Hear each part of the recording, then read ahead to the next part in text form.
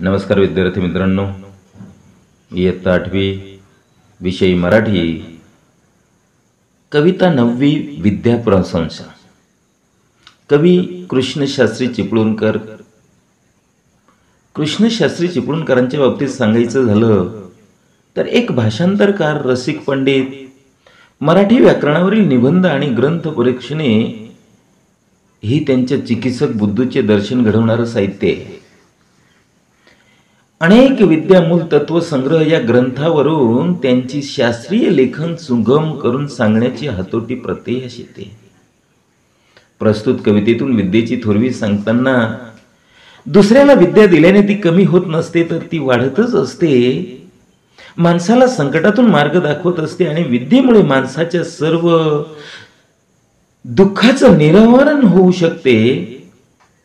विद्येसारखा वाटाड्या मित्र कोणीही नाही, असे विद्येचं महत्व प्रस्तुत कवितेच्या माध्यमातून कृष्णशास्त्री चिपळूणकरांनी सांगितलेलं आहे. प्रस्तुत कविता ही आठवणीतल्या कविता भाग 3 या कविता संग्रहातून घेतलेली आहे. चला तर बघूया कविता. विद्येनेच मनुष्य आले श्रेष्ठत्व ह्या जगा माझी, न दिसे एकही वस्तू विद्येनेही असाध्य आहे जी. तत्पूर्वी महात्मा फुलेंनी अगोदरच विद्येचं महत्व माणसाच्या जीवनात किती महत्वाचं हे सांगितलेलं आहे.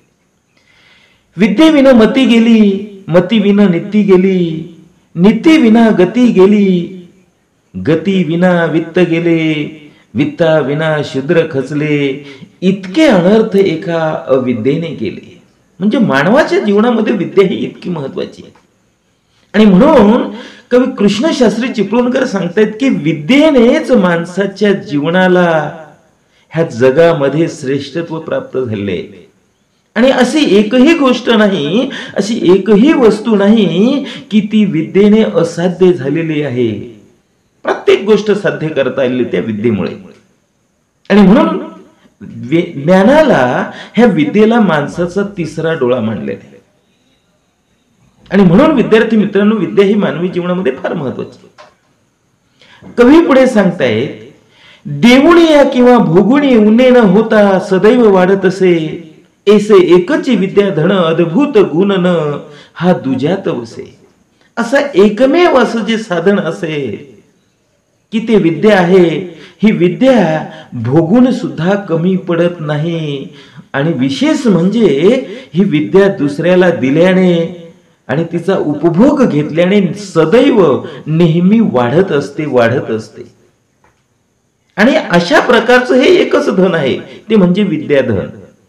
आणि अशा प्रकारचा ह्या विद्येसारखा अद्भुत गुण दुसऱ्या कोणत्याही गोष्टीमध्ये दिसत नाही, दुजात ना वसे, अजिबातच नाही.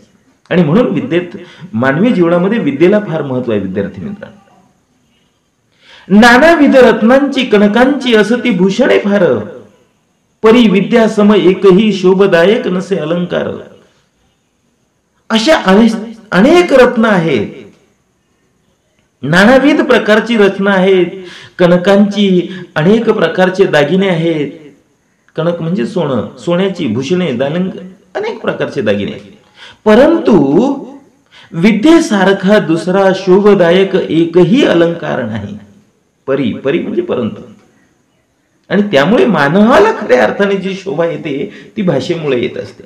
कारण भाषेसारखा दुसरा अलंकार महान कोणताही नाही. तुम्ही कितीही दागिने सोन्याची चढवा, रत्नांची चढवा, परंतु माणसाच्या सौंदर्याला जी शोभा येत असते ना, ती शब्द अलंकारातून, ज्याची गोड वाणी असते त्याला अनेक मित्र असतात. आणि म्हणून भाषेला फार महत्व आहे माणसाच्या जीवनामध्ये. या साऱ्या भुवने हित कर विद्येसारखा सखा नाही, अनुकूल ती जयाला नित्य तयाला उन्हे नसे काही. आणि बघा विद्यार्थी मित्रांनो, ह्या जगा, भुवनी, भुवनी म्हणजे ह्या जगामध्ये, ह्या विश्वामध्ये विद्येसारखं दुसरं कोणीही हितकर नाही. आणि विद्येसारखा दुसरा सखाही नाही. सखा म्हणजे मित्र, आणि हित करणारं म्हणजे दुसऱ्याचं हित बघणारं, सुख बघणारं. आणि विद्या ही एकमेव असं साधन आहे की त्यातून दुसऱ्याला त्या ठिकाणी सुख प्राप्त होत असतं, आणि त्यामुळे त्याला मित्र करा. अनुकूल ती जयाला नित्य तया उणे नसे काही. आणि जी ज्यांना ज्यांना अनुकूल झाले, ज्यांना ज्यांच्या ज्यांच्या जीवनामध्ये ती प्राप्त झाले, त्यांना कधीही काहीही कमी पडलेलं नाही. उणे म्हणजे कमी पडणे. आणि म्हणून विद्येचा अंगीकार करा. विद्येसारखी दुसरी संपत्ती नाही माणसाच्या जीवनामध्ये. पुढे जाऊन कवी सांगतायत की गुरु परी उपदेश करी, संकट समयी उपाय ही सुचवी, चिंतित फळ देऊन या कल्पतरू परी मनोरथ पूर्वी. गुरुप्रमाणेच उपदेश मार्गदर्शन करण्याचं काम ही विद्या करत असते. एवढंच नाही तर संकटाच्या काळामध्ये उपाय सुद्धा ह्या विद्येमुळेच प्राप्त होतो, हे लक्षात ठेवा. आणि जो चिंतित असतो त्याला फळ देऊन कल्पतरू सारखं त्याचं मनोरथ इच्छा पुरवण्याचं काम सुद्धा ही विद्याच करत असते. कल्पतरू हा शब्द आलेला बघा. कल्पतरू म्हणजे ज्या झाडाखाली गेल्यानंतर जी कल्पना तुम्ही कराल ती पूर्ण होत असते, अशी एक आख्यायिका आहे. आणि अशा प्रकारचं एक कल्पतरू होतं. आणि अशाच प्रकारची ही विद्या, म्हणजे इथं विद्येला कल्पतरूची उपमा दिलेली. आणि ती प्रत्येक माणसाचं मनोरथ म्हणजे इच्छा ही पूर्ण करण्याचं काम ही विद्या करत असते. आणि म्हणून विद्येला जवळ करा.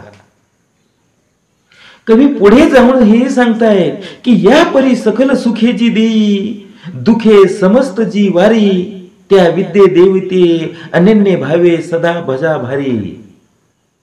आणि म्हणून विद्यार्थी मित्रांनो, आता यापरी तुम्हाला एक महत्वाची विनंती करतोय की सकल सुख देण्याचं, सकल म्हणजे सर्व सुख जे प्राप्त होतात ते फक्त आणि फक्त ह्या विद्येमुळे. आणि ह्या दुःखांचे निवारण सुद्धा खऱ्या अर्थाने समस्त म्हणजे सर्व दुःखांचं निवारण होतं ते ह्या विद्यामुळे. आणि म्हणून विद्येला जवळ करा. त्या विद्ये देवती अनन्य भावे भजा सदा. आणि तुम्ही म्हणून खऱ्या अर्थाने ह्या विद्या देवतेची, ह्या सरस्वती मातेची अनन्य भावे सतत पूजा करा, तिथं चिंतन करा, भजन करा. भजने म्हणजे चिंतन करा. कारण त्या विद्येमुळेच खऱ्या अर्थाने माणसाच्या जीवनाला महत्व प्राप्त होत असतं. कारण माणसाच्या जीवनामध्ये ती वेगवेगळ्या प्रकारची भूमिका निभावत असते मित्रांनो. आणि म्हणून विद्येसारखं दुसरं दैवत नाही, ही गोष्ट लक्षात ठेवा. आणि ह्या विद्येला आपल्या जीवनामध्ये अनन्य असं स्थान प्राप्त करा. म्हणजे निश्चितच आपण सगळ्या गोष्टीवरून मात करू आणि सुखा समाधानाने जीवन व्यतीत करण्यासाठी तत्पर होऊ. आणि हाच खऱ्या अर्थाने कवी कृष्णशास्त्री चिपळूणकरांनी ह्या कवितेच्या माध्यमातून एक अत्यंत महत्वाचा असा ह्या विद्येचा संदेश जो आहे हा तुमच्यापर्यंत पोहोचवलेला आहे. तुम्ही इतरांपर्यंत पोहोचवा. म्हणजे निश्चितच विद्येमुळे सगळ्यांना सुख समृद्धी ही प्राप्त होईल, हे लक्षात ठेवा. आणि म्हणूनच खऱ्या अर्थाने विद्येसारखं दुसरं कोणतंही धन नाही, हे लक्षात ठेवा. धन्यवाद.